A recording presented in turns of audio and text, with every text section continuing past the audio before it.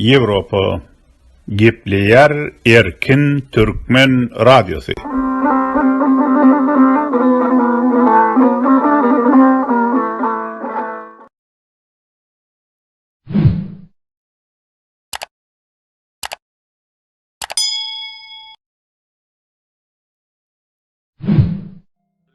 Öz devletimiz olar, öz yurdumuz, öz vatanımız, öz erkimizde yaşa. Welcome Hudaýa. Bizim medeniýetimiz şol. Salam, gadırlı iyileşler. Garaşsız Türkmenistanyň ilkinji daşary işler ministri İlhalar Döwlet işleri Awdykuly 2007-nji ýylyň 10-njy aprelinde 71 ýaşyň içinde aradan çykdy. Biz onu 2007-nji ýylyň 20-nji aprelinde Norwegiýanyň paýtagty Oslo şäheriniň etegindäki musulman gonamçylygyny uly hormat bilen ýerledik. 2026-njy ýylyň 20-nji aprelinde ol hasratly güni 19 ýyl dolýar.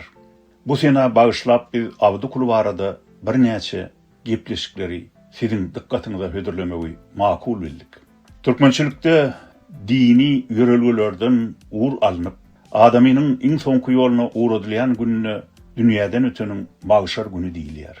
Aýdylşyna görä, Magşar güni her adamynyň çyn dostlary belli bolarmyş. Biz şol gün bu aýdylýan söziň ýöneligi, diýerligine ykçam göz ýetirdik.